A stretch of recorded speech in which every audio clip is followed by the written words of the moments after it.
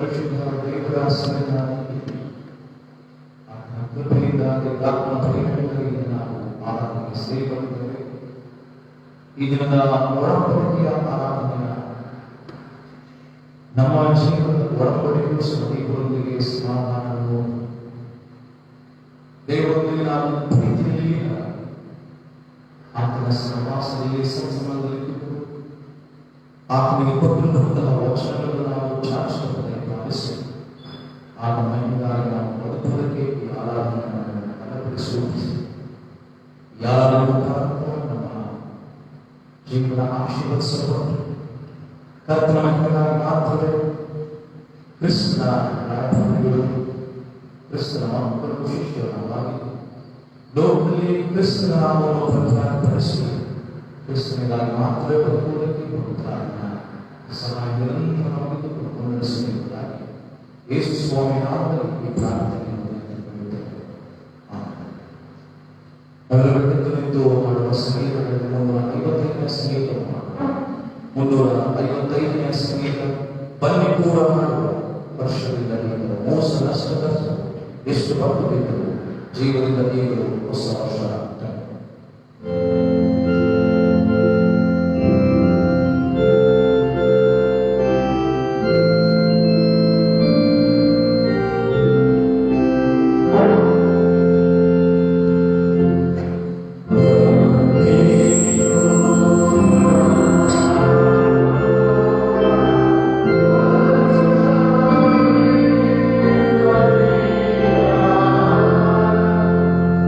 Oh,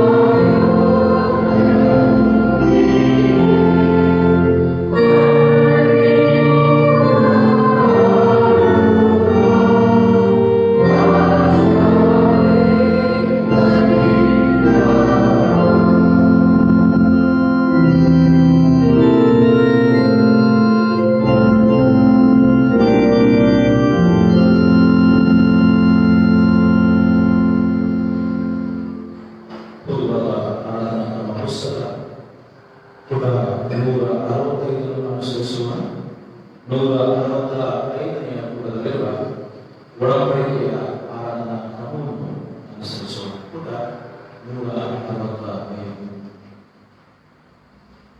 ಪ್ರಾರ್ಥನೆ ಮಾಡುವ. ಸರ್ವಶಕ್ತನಾದ ದೇವರಿಗೆ ಎಲ್ಲ ಹೃದಯಗಳು ಬಯಲಾಗಿವೆ, ಎಲ್ಲ ಆಶೆಗಳು ಇದ್ದಾವೆ. ನಿನಗೆ ತಿಳಿಯಲು ಒಂದು ಇಲ್ಲ. ನಾವು ನಿನ್ನನ್ನು ಯಥಾರ್ಥವಾಗಿ ಪ್ರೀತಿಸುವಂತೆಯೂ ನಿನ್ನ ಪವಿತ್ರ ನಾಮವನ್ನು ಯೋಗ್ಯವಾಗಿ ಘನಪಡಿಸುವಂತೆಯೂ ನಮ್ಮ ಹೃದಯದ ಯೋಚನೆಗಳು ನಿನ್ನ ಪವಿತ್ರಾತ್ಮ ಪ್ರೇರಣೆಯಿಂದ ಶುದ್ಧೀಕರಿಸಬೇಕು. ನಮ್ಮ ಕರ್ತನಾದ ಕ್ರಿಸ್ತನ ಮುಖಾಂತರ ನಿನ್ನನ್ನು ಬೇಡಿಕೊಳ್ಳುತ್ತೇವೆ. ದಯಮಾಡಿ ಕುಳಿತುಕೊಳ್ಳಿ.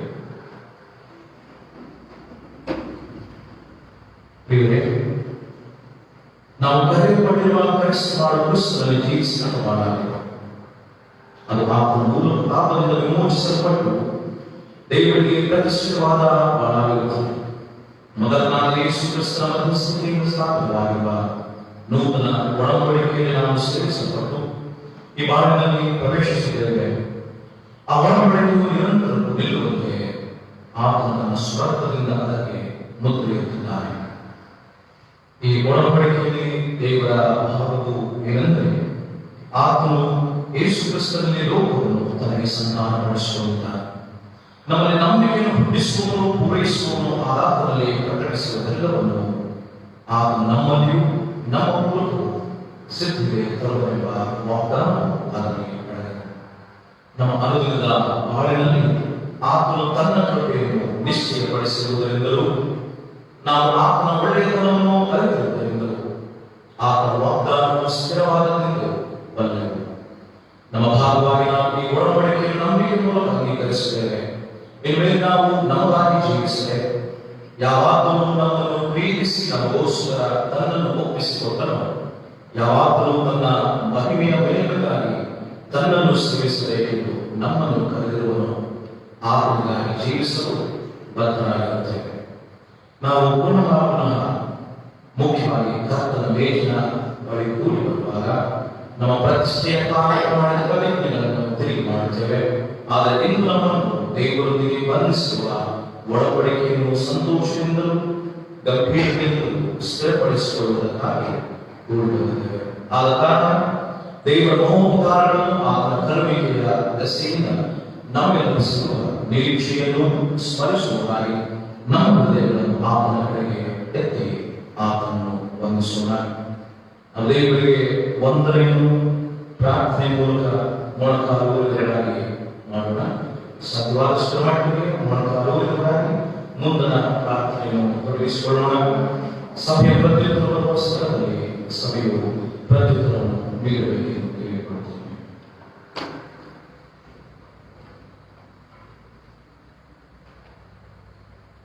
ತಂದೆಯಾದವರನ್ನು ನಮ್ಮನ್ನು ಸೃಷ್ಟಿಸಿರುವ ಪ್ರೀತಿಯುಳ್ಳ ದೇವರನ್ನು ನಾವು ವಂದಿಸೋಣ. ನಮ್ಮನ್ನು ಪ್ರತಿಯೊಂದು ಗಳಿಗೆಯಲ್ಲಿಯೂ ಕಾಪಾಡುವಾತನನ್ನು ವಂದಿಸೋಣ. ನಮ್ಮನ್ನು ಶಾಶ್ವತ ಪ್ರೇಮದಿಂದ ಪ್ರೀತಿಸಿ ಯೇಸು ಕ್ರಿಸ್ತನ ಊಟದಲ್ಲಿ ತೋರುವ ತನ್ನ ಪ್ರಭಾವದ ಜ್ಞಾನದ ಪ್ರಕಾಶವನ್ನು ನಮಗೆ ಅನುಗ್ರಹಿಸುವ ಆತನನ್ನು ವಂದಿಸೋಣ. ದೇವಾಲಯಗಳನ್ನು ಸ್ತುತಿಸುವುದು ಹೀಗೆ ಒಡೆಯಲು ಹೋಗುವುದು. ನಮ್ಮ ಕರ್ತನಾದ ಯೇಸು ಕ್ರಿಸ್ತನ ಕೃಪೆಯಲ್ಲಿ ನಾವು ಹೆಚ್ಚಳಪಡೋಣ. ಆತನು ಐಶ್ವರ್ಯವಂತನಾಗಿದ್ದರೂ ನಮ್ಮ ನಿಮಿತ್ತವಾಗಿ ಬಡವನಾದನು. ಆತನು ಸರ್ವ ವಿಷಯಗಳಲ್ಲಿ ನಮ್ಮ ಹಾಗೆ ಶೋಧನೆಗೆ ಮಾತ್ರ ಮಾಡಲಿಲ್ಲ. ಆತನು ಉಪಕಾರಗಳನ್ನು ಮಾಡುತ್ತಾ ದೇವರ ಸ್ವಾರ್ಥೆಯನ್ನು ಸಾರುತ್ತಾ ಸಂಚರಿಸಿದನು. ಆತನು ಮರಣವನ್ನು ಅಂದರೆ ಶಿಲುಬೆ ಮರಣವನ್ನಾದರೂ ಹೊಂದಿಸು ವಿಧೇಯನಾದ. ಆತನು ಸರ್ವನಾದನು ಮತ್ತು ಯುಗಾಂತರಗಳಲ್ಲಿ ಬದುಕುವನಾಗಿದ್ದಾನೆ. ಆತನು ವಿಶ್ವಾಸಗಳಿಗೆಲ್ಲ ಸ್ವರ್ಗ ರಾಜ್ಯವನ್ನು ತೆರೆದು ಆತನು ನ್ಯಾಯಾಧಿಪತಿಯಾಗಿಯೂ ಅರಸನಾಗಿಯೂ ತಿರುಗಿ ಬರುತ್ತಾನೆ. ಪ್ರಭಾವದ ಪ್ರಭುವನ್ನು ನೀವು ಗೋಪಿಸುತ್ತಾರೆ. ಪವಿತ್ರಾತ್ಮನ ಅಗ್ನಿಯಲ್ಲಿ ಆನಂದಿಸುವುದು. ಆತನ ಸಾಕ್ಷಿಯು ನಮ್ಮನ್ನು ದೃಢಪಡಿಸುತ್ತದೆ. ಆತನ ಜ್ಞಾನವು ನಮ್ಮನ್ನು ಬೋಧಿಸುತ್ತದೆ. ಆತನ ಶಕ್ತಿಯು ನಮ್ಮನ್ನು ಬಲಪಡಿಸುತ್ತದೆ. ಆತನು ನಾವು ಬೇಡಿಕೊಳ್ಳುವುದಕ್ಕಿಂತಲೂ ಯೋಚಿಸುವುದಕ್ಕಿಂತಲೂ ಅತ್ಯಧಿಕವಾದದನ್ನು ನಮಗೆ ಮಾಡಲು ಸಿದ್ಧನಾಗಿರುತ್ತಾನೆ. ನನಗೆ ಸರ್ವಸಂಗತಿಯಾಗಿ ಪವಿತ್ರ ಕ್ಷಣ ಮತ್ತು ಮೌನವಾಗಿರೋಣ.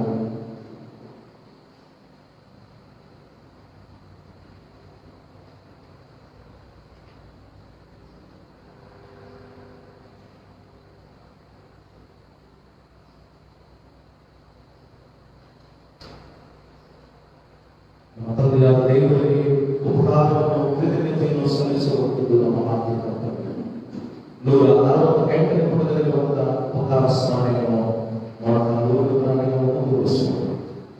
ನಮ್ಮ ತಂದೆಯಾದ ದೇವರೇ, ಎಲ್ಲ ಒಳ್ಳೆಯದಕ್ಕೂ ಮೂಲ ಕಾರಣ ಕಳೆದು ಹೋದ ವರ್ಷದಲ್ಲಿ ಮಾತ್ರವಲ್ಲದೆ ನಮ್ಮ ಜೀವಮಾನದ ಎಲ್ಲ ವರ್ಷಗಳಲ್ಲಿ ನಮ್ಮನ್ನು ನೀವು ಕೃಪೆಯಿಂದ ಪರಿಪಾಲಿಸುತ್ತಾ ಬಂದಿರುತ್ತೀರಿ. ನಮ್ಮ ದಿವಸಗಳಲ್ಲಿ ಕೃಪೆಯಿಂದ ಪ್ರೀತಿಯಿಂದ ತುಂಬಿಸಿ ನಮ್ಮನ್ನು ಈ ಸ್ಥಳಕ್ಕೂ ಈ ಸಮಯಕ್ಕೂ ತಂದಿರುವುದಕ್ಕಾಗಿ ನಿನ್ನನ್ನು ಕೊಂಡಾಡುತ್ತೇವೆ. ಕರ್ತನೆಯ ಪವಿತ್ರ ನಾಮವನ್ನು ಕೊಂಡಾಡುತ್ತೇವೆ. ನೀನು ನಮ್ಮನ್ನು ವಿಮೋಚಿಸಿ ಯೇಸು ಕ್ರಿಸ್ತನಲ್ಲಿ ನಮ್ಮನ್ನು ಉನ್ನತವಾದ ಬಾಧ್ಯತೆಗೆ ಕರೆದಿ ನಿನ್ನ ಆತ್ಮ ಅನ್ಯತೆಯಲ್ಲಿದ್ದುಕೊಂಡು ನಿನ್ನ ಸಭೆಗೊಳ್ಳುವ ಸಾಕ್ಷಿಯಲ್ಲಿ ನಾವು ಬಾಲರಾಗುವಂತೆ ನಮಗೆ ಅನುಗ್ರಹಿಸಿ. ಕರ್ತನೆಯ ನಿನ್ನ ಪವಿತ್ರ ನಾಮವನ್ನು ಕೊಂಡಾಡುತ್ತೇವೆ. ಕರ್ತನೆಯಲ್ಲಿ ನೀನು ನಮಗೆ ಬೆಳಕು, ಕಷ್ಟ ಶೋಧನೆಗಳಲ್ಲಿ ಆಶ್ರಯದ ಹೊಂದಿಗಳು, ನಮ್ಮ ಸಂತೋಷಗಳಲ್ಲಿ ಪ್ರಮಾಣವು, ನಮ್ಮ ಕಾಯ ಕಷ್ಟದಲ್ಲಿ ಸರ್ವ ಸಂಪೂರ್ಣ ಫಲವು ಆಗುತ್ತಾ ನಿನ್ನೆಲ್ಲ ತಾಳ್ಮೆಯನ್ನು ಧಾರಾಳವಾದ ಕೃಪೆಯನ್ನು ಸ್ಮರಿಸಿ ಕರ್ತನೆಯ ಪವಿತ್ರ ನಾಮವನ್ನು ಕೊಂಡಾಡುತ್ತೇವೆ. ನಮಗೆ ನಾವು ಪರೀಕ್ಷಿಸಿಕೊಳ್ಳುವಾಗ ನಮ್ಮ ಹೃದಯಗಳನ್ನು ದೇವರನ್ನು ಪರಿಶೋಧಿಸುವಂತೆ ಬೇಡಿಕೊಳ್ಳೋಣ. ಮೌನದಲ್ಲಿ ನಾವು ಮಾತುಗಳನ್ನು ಆಯ್ಕೆ ಮಾಡೋಣ. ಆತ್ಮವಂಚನೆಯಿಂದ ದೇವರ ಸಾಹಿತ್ಯವನ್ನು ಕಳೆದುಕೊಳ್ಳಲು ನಾವು ಭಕ್ತಿಯ ಭಾವದಿಂದ ನಮ್ಮ ಪಾಪಗಳನ್ನು ಪ್ರಾರ್ಥನೆಗೆ ಆಯ್ಕೆ ಮಾಡೋಣ. ಪ್ರಾರ್ಥನಾ ಪೂರ್ವಕವಾಗಿ ನಾವು ಹಾಡುವಂತಹ ಸಂಗೀತ 155ನೇ ಸಂಗೀತದ ಒಂದು ವಚನವನ್ನು ಮಾತ್ರ ಪಾಪದ ಪ್ರಾರ್ಥನೆಯನ್ನು ನಾವೆಲ್ಲರೂ ಸಮುದಾಯವಾಗಿ ಹಾಡಿನ ರೂಪದಲ್ಲಿ ಆಯ್ಕೆ ಮಾಡೋಣ. 155ನೇ ಸಂಗೀತದ ಒಂದು ವಚನವನ್ನು ಮಾತ್ರ.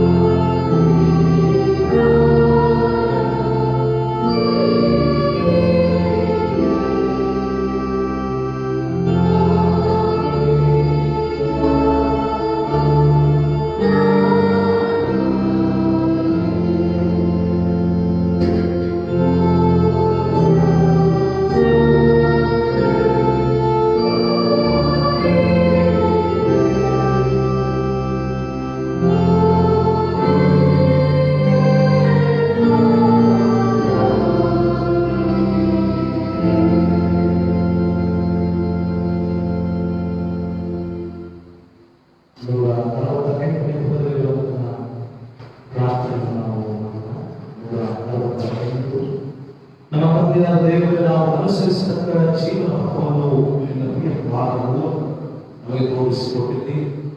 ಆದ್ದರಿಂದ ಕಲಿಯುಗದಲ್ಲಿ ನಾವು ಆಲಸ್ಯವನ್ನು ತೋರಿಸಿರಬೇಕು, ಆತನನ್ನು ಪಾಲಿಸದೆ ಹಿಂಜರಿದಿರಬೇಕು. ಆತನ ಶಿಲುಬೆಯನ್ನು ಹೊಂದು ಒಬ್ಬರ ಕರೆದು ನಾಚಿಕೆಯಿಂದ ಆಯ್ಕೆ ಮಾಡುತ್ತೇವೆ.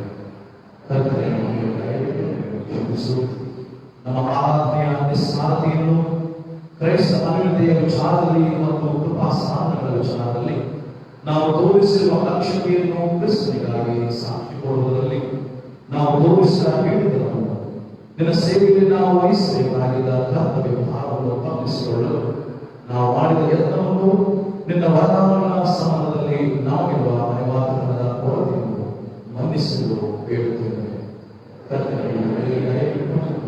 ಕ್ಷಮಿಸು. ನಿನ್ನ ಪ್ರೀತಿಯು ನಮ್ಮ ಮೂಲಕ ಪರರಿಗೆ ಕೊಟ್ಟಿರುವುದು ಅನ್ಸಲ್ಪ. ಯೋಚನೆ ಇಲ್ಲದೆ ನಾವು ತೀರ್ಪು ಮಾಡಿರುವುದು ಮಾಡಿದೆ. ಇದರನ್ನು ಆತುರದಿಂದ ಖಂಡಿಸುವುದು ನಿಜ. ಕ್ಷಮಾದಾನ ಮಾಡುವುದರಲ್ಲಿಯೂ ಅರಮನಸ್ಸು ತೋರಿದೆ. ಒಂದು ಅರವರಿಗೆ ಹಿಂದುವುದು ದೋಷ. ನಮ್ಮ ನೆರೆಯವರಿಗೆ ನಾವು ಮಾಡತಕ್ಕ ಸಹಾಯವನ್ನು ಮಾಡಲು ಮನಸ್ಸಲ್ಲಿ ಹೋಗುವುದು ಇವೆಲ್ಲವನ್ನು ಕ್ಷಮಿಸು. ಕರ್ತನೇ, ನಮ್ಮ ಮೇಲೆ ದಯವಿಟ್ಟು ನಾವು ಕ್ಷಮಿಸು. ನಾವು ಹೇಳೋಣ, ಪ್ರೀತಿಸುವ ನನ್ನನ್ನು ಕರುಣಿಸು, ಕರುಣಾನಿಧಿಯ ದ್ರೋಹವನ್ನು ಅಳಿಸು, ನನ್ನ ಪಾಪವನ್ನು ಸಂಪೂರ್ಣವಾಗಿ ಕೊಟ್ಟು ನನ್ನ ದೋಷವನ್ನು ಪರಿಹರಿಸಿ ನನ್ನನ್ನು ಶುದ್ಧಿಗೊಳಿಸು. ದೇವರ ನನ್ನಲ್ಲಿ ವಿಶುದ್ಧತೆಯನ್ನು ನಿರ್ಮಿಸು, ನನಗೆ ಶ್ರೇಷ್ಠವನ್ನು ಅನುಗ್ರಹಿಸಿ ನನ್ನನ್ನು ಯೋಗಗೊಳಿಸು.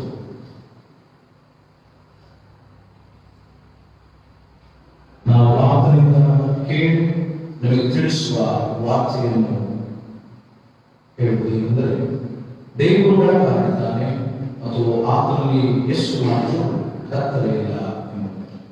ಆತನು ಬೆಳಕಿನಲ್ಲಿರುವಂತೆಯೇ ನಾವು ಬೆಳಕಿನಲ್ಲಿ ನಡೆದರೆ ನಾವು ಒಬ್ಬರ ಸಂಗಡಲು ಒಬ್ಬರು ಅನ್ಯೋನ್ಯತೆಯಲ್ಲಿದ್ದೇವೆ ಮತ್ತು ಆತನ ಮೂಲಕ ಆತನ ಮಗನಾದ ಯೇಸುವಿನ ರಕ್ತವು ಸರ್ವ ಪಾಪವನ್ನು ನಿವಾರಣೆ ಮಾಡಿ ನಮ್ಮನ್ನು ಶುದ್ಧ ಮಾಡುತ್ತದೆ. ನಮ್ಮಲ್ಲಿ ಪಾಪಗಳನ್ನು ನಾವು ಹೇಳಿದರೆ ನಾವು ಮೋಸಪಡಿಸಿಕೊಳ್ಳುತ್ತೇವೆ ಮತ್ತು ಸತ್ಯವೆಂಬುದು ನಮ್ಮಲ್ಲಿ ಇಲ್ಲ. ನಮ್ಮ ಪಾಪಗಳನ್ನು ಒಪ್ಪಿಕೊಂಡು ಅರಿಕೆ ಮಾಡಿದರೆ ಆತ ನಂಬಿದಷ್ಟು ನೀತಿವಂತನು ಆಗಿರುವುದರಿಂದ ನಮ್ಮ ಪಾಪಗಳನ್ನು ಕ್ಷಮಿಸಿಬಿಟ್ಟು ಸಕಲ ಅನೀತಿಯನ್ನು ಪರಿಹರಿಸಿ ನಮ್ಮನ್ನು ಶುದ್ಧ ಮಾಡಿ. ಆಮೇಲೆ ದೇವರಿಗೆ ಸ್ತೋತ್ರ. ಕರ್ತನು ನಿಮ್ಮೊಂದಿಗಿರಲಿ. ದಯಮಾಡಿ ಕುಳಿತುಕೊಳ್ಳಿ, ಪ್ರಾರ್ಥನೆ ಮಾಡೋಣ.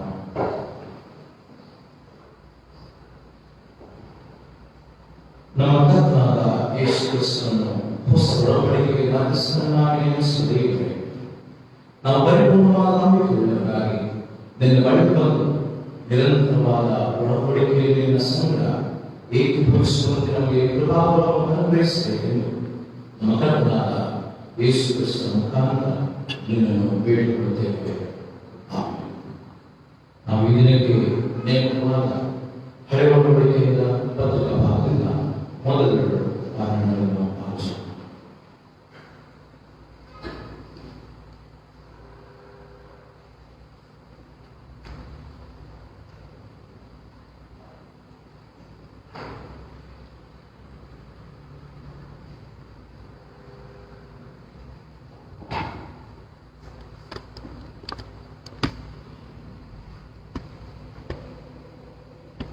ನೂತನ ವರ್ಷದ ಒಡಂಬಡಿಕೆ ಆರಾಧನೆಗಾಗಿ ಆರಿಸಿಕೊಂಡಿರುವ ಮೊದಲನೇ ವೇದ ಪಾಠ ಭಾಗವು ಚೆಫನ್ಯನ ಪ್ರವಾದದ ಗ್ರಂಥ ಅಧ್ಯಾಯ 3 ವಚನಗಳು 14ರಿಂದ 20 ವಚನಗಳು. ಚೆಫನ್ಯನ ಪ್ರವಾದದ ಗ್ರಂಥ 3ನೇ ಅಧ್ಯಾಯ ವಚನಗಳು 14ರಿಂದ 20. ಯೆಹೋವನ ಪ್ರಸನ್ನತೆ. ಚೀಯೋನಿನಲ್ಲಿ ಹರ್ಷಧ್ವನಿಗಳಿ, ಇಸ್ರಾಯೇಲೇ ಆನಂದಿಸು. ಯೆರೂಸಲೇಮ್ ಪ್ರಿಯೆ, ಹೃದಯಪೂರ್ವಕವಾಗಿ ಆನಂದಿಸು, ಉಲ್ಲಾಸಿಸು. ನಿನಗೆ ವಿಧಿಸಿದ ದಂಡನೆಗಳನ್ನು ಯೆಹೋವನು ತಪ್ಪಿಸಿದ್ದಾನೆ, ನಿನ್ನ ಶತ್ರುಗಳನ್ನು ತಳ್ಳಿಬಿಟ್ಟಿದ್ದಾನೆ. ಇಸ್ರಾಯೇಲಿನ ಅರಸನಾದ ಯೆಹೋವನು ನಿನ್ನ ಮಧ್ಯದಲ್ಲಿದ್ದಾನೆ, ಇನ್ನು ಕೇಳಿಗೆ ಅಂಜದಿರು. ಆ ದಿನದಲ್ಲಿ ಯೆರೂಸಲೇಮಿಗೆ, ಚೀಯೋನೇ, ಭಯಪಡಬೇಡ, ನಿನ್ನ ಕೈಗಳು ಜೋರು ಬೀಳದಿರಲಿ. ನಿನ್ನ ದೇವರಾದ ಯೆಹೋವನು ನಿನ್ನ ಮಧ್ಯದಲ್ಲಿ ಶೂರನಾಗಿದ್ದಾನೆ, ನಿನ್ನನ್ನು ರಕ್ಷಿಸುವನು, ನಿನ್ನಲ್ಲಿ ಉಲ್ಲಾಸಿಸುವನು. ತನ್ನ ಪ್ರೀತಿಯಲ್ಲಿ ಮುಳುಗಿ ಮೌನವಾಗಿರುವನು, ನಿನ್ನಲ್ಲಿ ಆನಂದಿಸಿ ಹರ್ಷಧ್ವನಿಗೈವನು ಎಂದು ಹೇಳೋಣವಾಗುವುದು. ಅಯ್ಯೋ, ಅವಮಾನವು ನಮ್ಮ ಪಟ್ಟಣದ ಮೇಲೆ ಹೊರೆಯಾಗಿ ಕೂತಿದೆ ಎಂದು ಮಹೋತ್ಸವಕ್ಕೆ ದೂರವಾಗಿ ಶೋಧಿಸುತ್ತಿರುವ ನಿನ್ನವನ್ನು ಒಟ್ಟಿಗೆ ಬರಮಾಡುವೆನು. ಆಹಾ, ಆ ಕಾಲದಲ್ಲಿ ನಿನ್ನನ್ನು ಬಾಧಿಸುವವರಿಗೆ ತಕ್ಕದ್ದನ್ನು ಮಾಡುವೆನು. ನಿನ್ನಲ್ಲಿ ಕುಟುಂಬವನ್ನು ಧ್ವನಿಸುವೆನು, ಚದುರಿಸಲ್ಪಟ್ಟವರನ್ನು ಕೂಡಿಸುವೆನು. ಅಂತೂ ಲೋಕದಲ್ಲೆಲ್ಲ ಅವಮಾನಪಟ್ಟವರಿಗೆ ಸ್ತೋತ್ರ ಕೀರ್ತಿಗಳನ್ನು ಉಂಟು ಮಾಡುವೆನು. ಆ ಕಾಲದಲ್ಲಿ ನಿಮ್ಮನ್ನು ಕರೆತರುವೆನು, ಹೌದು, ಆ ಕಾಲದಲ್ಲಿ ನಿಮ್ಮನ್ನು ಒಟ್ಟುಗೂಡಿಸುವೆನು. ನಾನು ನಿಮ್ಮ ದುರವಸ್ಥೆಯನ್ನು ನಿಮ್ಮ ಕಣ್ಣೆದುರಿಗೆ ತಪ್ಪಿಸುವಾಗ ನಿಮ್ಮನ್ನು ಲೋಕದ ಸಕಲ ಜನಾಂಗಗಳಲ್ಲಿ ಕೀರ್ತಿ ಸ್ತೋತ್ರಗಳಿಗೆ ಗುರಿ ಮಾಡುವೆನು. ಇದು ಯೆಹೋವನ ನುಡಿ ಎಂಬುದು.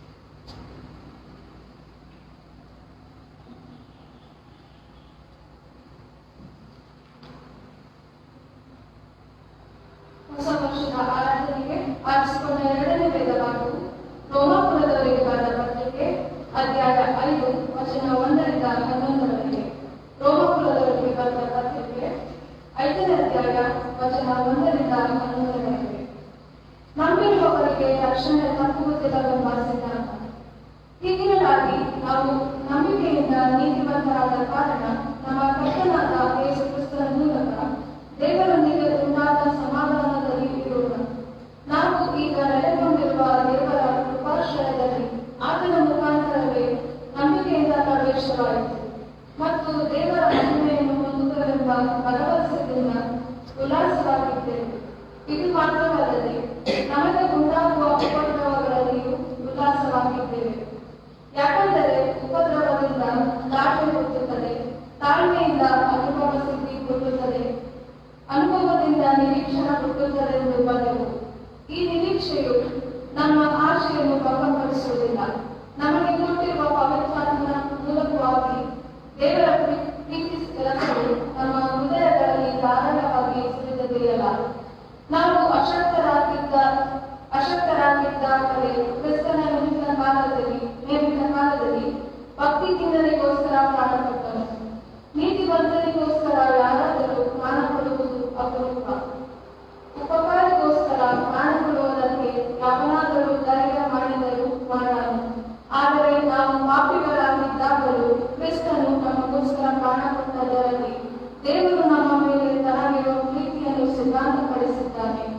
ಈಗ ನಾವು ಆತನ ರಕ್ತದಿಂದ ನೀತಿವಂತರಾಗಿರಲಾಗಿ ಆತನ ಮೂಲಕ ಬರುವ ಕೋಪಕ್ಕೆ ತಪ್ಪಿಸಿಕೊಳ್ಳುವುದು ಮತ್ತು ನಿಶ್ಚಯವಲ್ಲವೇ? ದೇವರಿಗೆ ವೈರಿಗಳಾಗಿದ್ದ ನಾವು ಆತನ ಮಗನ ಮರಣದ ಮೂಲಕ ಆತನೊಂದಿಗೆ ಸಮಾಧಾನವಾಗಿರಲಾಗಿ ಆತನ ಕೂಡ ಸಮಾಧಾನವಾದ ನಮಗೆ ಆ ಮಗನಿಗಿರುವ ಜೀವನದಿಂದ ರಕ್ಷಣೆಯಾಗುವುದು ಮತ್ತು ನಿಶ್ಚಯವಲ್ಲವೇ? ಇಷ್ಟು ಮಾತ್ರವೇ ಅಲ್ಲದೆ ನಾವು ನಮ್ಮ ಕರ್ತನಾದ ಯೇಸು ಕ್ರಿಸ್ತನ ಮೂಲಕ ಸಮಾಧಾನ ಸ್ಥಿತಿ ಹೊಂದಿದವರಾಗಿ ಆತನ ಮುಖಾಂತರ ದೇವರಲ್ಲಿ ಹರ್ಷಗೊಳ್ಳುತ್ತೇವೆ ಎಂಬುದು. ನಾವು ಎದ್ದು ನಿಂತು ದೇವರಮಯಕ್ಕಾಗಿ ಮಾಡುವ ಸಂಗೀತಗಳಲ್ಲಿ 357ನೇ ಸಂಗೀತವನ್ನು ಮಾಡೋಣ.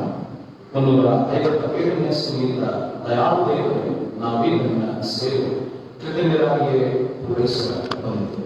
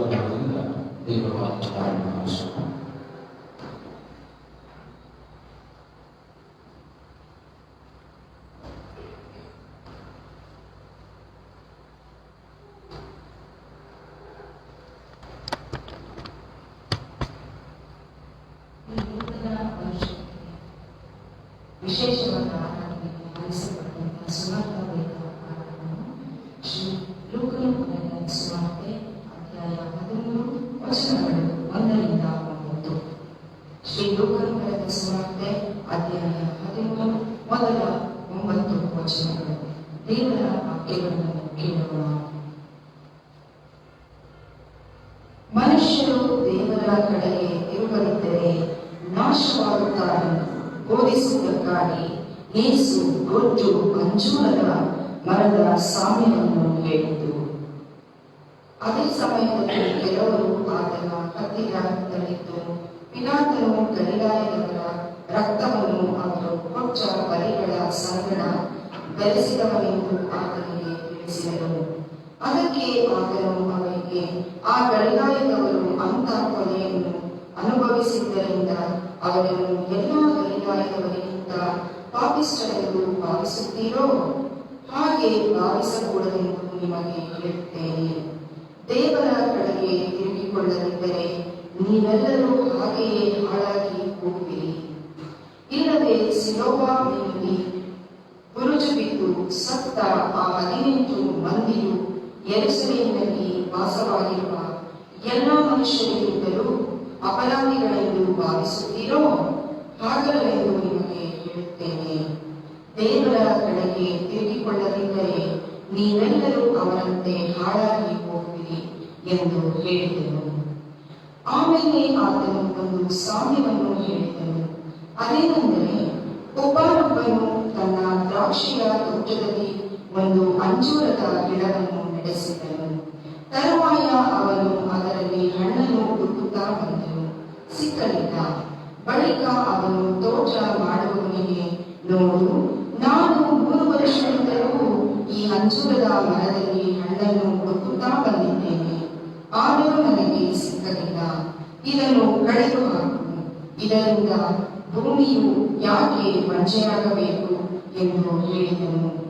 ಆದರೆ ತೋಟ ಮಾಡುವವನು, ಅಯ್ಯ, ಈ ವರ್ಷವೂ ಇದನ್ನು ಬಿಡು, ಅಷ್ಟರಲ್ಲಿ ನಾನು ಇದರ ಸುತ್ತಲೂ ಅಗೆದು ಗೊಬ್ಬರ ಹಾಕುತ್ತೇನೆ. ಮುಂದೆ ಹಣ್ಣು ಬಿಟ್ಟರೆ ಸರಿ, ಇಲ್ಲದಿದ್ದರೆ ಇದನ್ನು ಕಡಿದು ಹಾಕಬಹುದು ಎಂದು ಉತ್ತರ ಕೊಟ್ಟನು ಎಂಬುದೇ.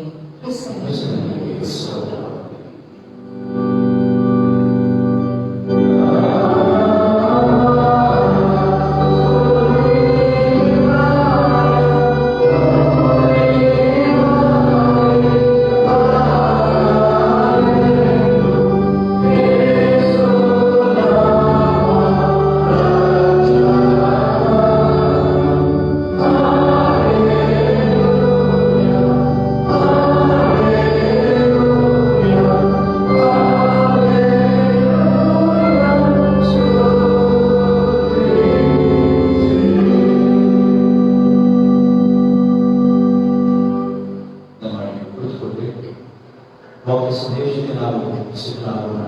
ಕರ್ತಸ್ಯವಾಗಿದೆ ನನ್ನನ್ನು ಕೂಡ ಮಾತನಾಡುವ ರೀತಿ ಮೂಲಕ ನಾವು ವಾಕ್ಯ ಸಂದೇಶಕ್ಕೆ ಸಿದ್ಧರಾಗೋಣ.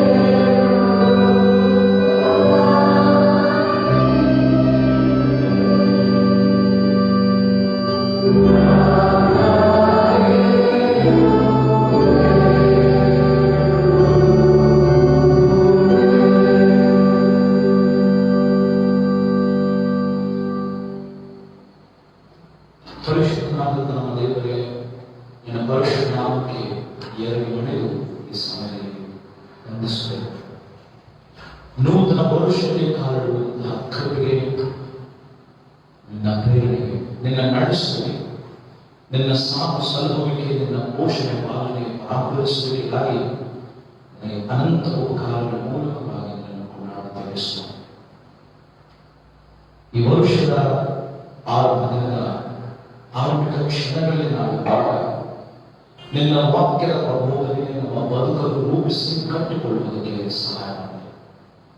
ನಾವು ಬದುಕುವಂತಹ ರೀತಿ ನೀತಿಗಳನ್ನು ನಮಗೆ ಕಲಿಸುವ, ನಿನ್ನ ಸುಜ್ಞಾನದ ರಹಸ್ಯಗಳು ನಮಗೆ ತಿಳಿಯಪಡಿಸಿ, ನಿನ್ನ ವಾಕ್ಯದ ಪ್ರಬೋಧನೆಗೆ ಅನುಸಾರವಾಗಿ ನಮ್ಮ ಜೀವನ ಈ ಲೋಕದಲ್ಲಿ ಸಾಕ್ಷಿಯಾಗಿ, ಮಾದರಿಯಾಗಿ, ಇತರರ ಸ್ಫೂರ್ತಿಗಾಗಿ ನಾವು ಬದುಕುವಂತೆ ನಿನ್ನ ಸಹಾಯದಿಂದ ತುಂಬಿಸಿದ ಯೇಸುವಿನ ಮೂಲಕ ಈ ಪ್ರಾರ್ಥನೆಯನ್ನು ಬೇಡುತ್ತೇವೆ.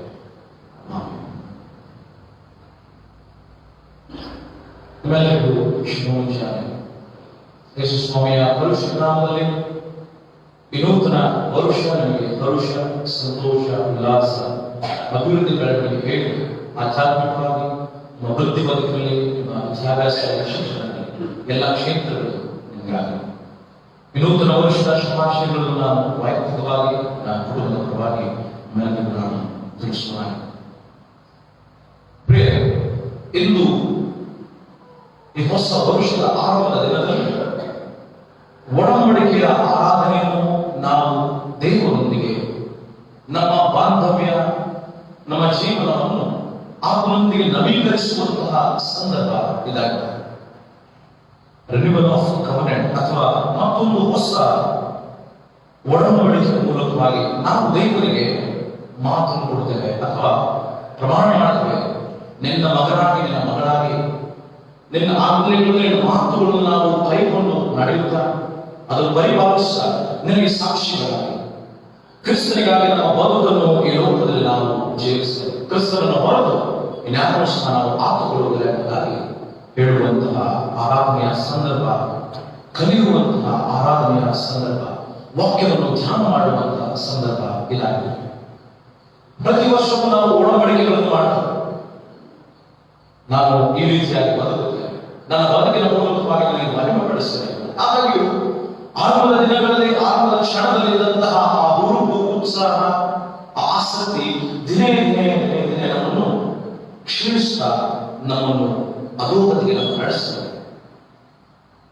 ಆರಂಭದ ದಿನದಲ್ಲಿ ನಾವು ಉತ್ಸಾಹದಿಂದ ದೇವರ ವಾಕ್ಯವನ್ನು ಕೇಳಿಕೊಳ್ಳುತ್ತೇವೆ, ದೇವರ ವಾಕ್ಯದ ಪ್ರಕಾರ ನಾವು ಜೀವಿಸ್ತೇವೆ. ಆದರೆ ನಮ್ಮ ಒತ್ತಡದ ಸಂದರ್ಭದಲ್ಲಿ, ಶೋಧನೆಗಳ ಸಂದರ್ಭದಲ್ಲಿ, ಸೈತಾನವನ್ನು ಮುಟ್ಟಿಕೊಳ್ಳುವಂತಹ ವೇಳೆ ದುರಾತ್ಮನ ಪ್ರೇರಣೆಯಿಂದ ನಾವು ಅನೇಕ ತಪ್ಪು ಅಪರಾಧಗಳನ್ನು ಮಾಡುವುದಾಗಿ ದೇವರಿಂದ ದೂರವಾಗುತ್ತೇವೆ. ದೇವರ ಆಶೀರ್ವಾದಕ್ಕೆ ನಾವು ಪಾತ್ರರಾಗದೆ ಹೋಗ್ತೇವೆ. ದೇವರ ಕೋಪಕ್ಕೆ ಗುರಿಯಾಗ್ತೇವೆ.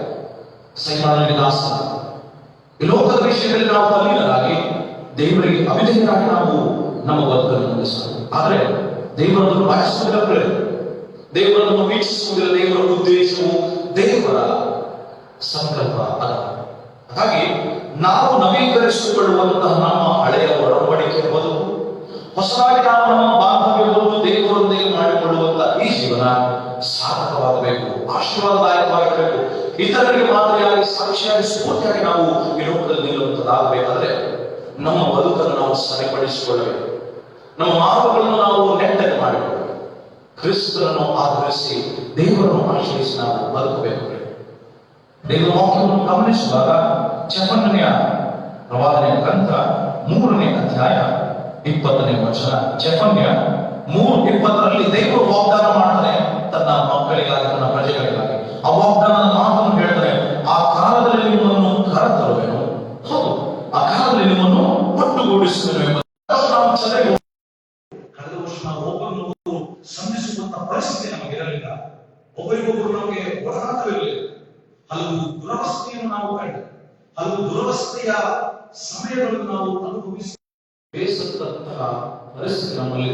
ಆದರೆ ಇನ್ನಲ್ಲಿ ದೇವರು ನಮಗೆ ವಾಗ್ದಾನ ಮಾಡ್ತಾ ಇದ್ದಾರೆ, ದೇವರು ನಮಗೆ ಭರವಸೆ ಹೇಳ್ತಾ ಇದ್ದಾರೆ, ನಾನು ನಿಮ್ಮ ದುರವಸ್ಥೆಯನ್ನು ನಿಮ್ಮ ಕಣ್ಣೆದುರಿಗೆ ತಪ್ಪಿಸುವಾಗ ನಿಮ್ಮನ್ನು ಲೋಕದ ಸಕಲ ಜನಾಂಗಗಳಲ್ಲಿ ಕೀರ್ತಿ ಸ್ತೋತ್ರಗಳಿಗೆ ಗುರಿ ಮಾಡಬೇಕು ಎಂಬುದಾಗಿ. ಬೇರೆ ಇಂದು ನಮಗಿರುವಂತಹ ವಾಗ್ದಾನ, ನಿರೀಕ್ಷೆ, ದೇವರ ಭರವಸೆಯ ಮಾತು ನಮ್ಮನ್ನು ದುರವಸ್ಥೆಯಿಂದ ತಪ್ಪಿಸ್ತಾನೆ. ನಾವು ಮಾಡಿರುವಂತಹ ತಪ್ಪು ಅಪರಾಧಗಳ ನಿಮಿತ್ತವಾಗಿ, ನಮ್ಮ ಪಾಪಕೃತ್ಯಗಳ ನಿಮಿತ್ತವಾಗಿ ನಾವು ಅನುಭವಿಸಬೇಕಾದಂತಹ ದಂಡನೆಯ ದಿವಸಗಳನ್ನು, ಇಲ್ಲವೇ ಶಿಕ್ಷೆಯ ದಿನಗಳನ್ನು ಬದಲಾಯಿಸ್ತಾನೆ. ನಮಗೆ ಸಂಭವಿಸಬೇಕಾದಂತಹ ದುರವಸ್ಥೆಯು ಇನ್ನೂ ಹೆಚ್ಚಾಗಿರುವುದಾದರೆ ಅದರಿಂದ ನಮ್ಮನ್ನು ತಪ್ಪಿಸ್ತಾನೆ, ಅದರಿಂದ ನಮ್ಮನ್ನು ಕಾಪಾಡ್ತಾನೆ, ನಮಗೆ ಶಿಕ್ಷೆಯನ್ನು ಅನುಗ್ರಹಿಸ್ತಾನೆ, ನಮಗೆ ದುರವಸ್ಥೆಯಿಂದ ಸುವ್ಯವಸ್ಥೆಗೆ ನಮ್ಮನ್ನು ನಡೆಸ್ತಾನೆ, ನಮಗೆ ಅಂತ್ಯಾವಸ್ಥೆಯಿಂದ ನಿತ್ಯ ಜೀವನದಲ್ಲಿ ನಡೆಸ್ತಾರೆ. ಇತರ ವಿಶ್ವಾಸಿಗಳು, ಇತರ ಧರ್ಮೀಯರು, ಇತರ ಜನಾಂಗದವರು ನಮ್ಮನ್ನು ನೋಡುವಾಗ, ನಮ್ಮ ಜೀವಿತವನ್ನು ಕಂಡಾಗ ನಮ್ಮನ್ನು ಹಾಡಿ ಹೊಗಳುತ್ತಾರೆ. ನಮ್ಮ ತಂದೆಯಾದ ದೇವರನ್ನು ಸಹ ಸ್ತುತಿಗಾರ ಮಾಡ್ತಾರಂತೆ. ದೇವರು ನಮಗೆ ಭರವಸೆಯಿಂದ ನಮ್ಮ ದುರವಸ್ಥೆಯಿಂದ ನಮ್ಮನ್ನು ಸುವ್ಯವಸ್ಥಿತರನ್ನಾಗಿ ಮಾಡ್ತಾರಂತೆ. ನಮಗೆ ಬಂದಂತಹ ಕೆಟ್ಟ ಗಳಿಗೆಯನ್ನು ಒಳ್ಳೆಯ ಗಳಿಗೆಯನ್ನಾಗಿ ಮಾರ್ಪಡಿಸ್ತಾರಂತೆ. ನಮಗೆ ಬಂದಿರುವಂತಹ ಶೋಧನೆಯನ್ನು ನಮ್ಮನ್ನು ತಪ್ಪಿಸಿ ನಮಗೆ ಶಿಕ್ಷೆಯನ್ನು ಹೇಳ್ತಾರಂತೆ. ಅನಾರೋಗ್ಯದಿಂದ ಆರೋಗ್ಯಕ್ಕೆ, ಅಸ್ವಸ್ಥತೆಯಿಂದ ಸ್ವಸ್ಥತೆಗೆ, ಅಸೌಖ್ಯದಿಂದ ಸೌಖ್ಯದೆಡೆಗೆ ನಡೆಸ್ತಾರೆ. ಆರ್ಥಿಕ ಮುಗ್ಗಟ್ಟು, ಆರ್ಥಿಕ ಸಮಸ್ಯೆ, ಹಲವು ರೀತಿಯಾದಂತಹ ಬಾಧೆಗಳಿಂದ ನಮ್ಮನ್ನು ತಪ್ಪಿಸಿ ಆರ್ಥಿಕ ಸುವ್ಯವಸ್ಥಿತರಾಗಿ ಮತ್ತು ಆರ್ಥಿಕ ಸಮೃದ್ಧಿಯಲ್ಲಿ ನಮ್ಮನ್ನು ನಡೆಸ್ತಾರೆ. ನಮ್ಮ ಉದ್ಯೋಗದಲ್ಲಿ ನಮಗೆ ಮೇಲುಗೈ ಸಾಧಿಸುವಂತೆ ಮಾಡ್ತಾರೆ.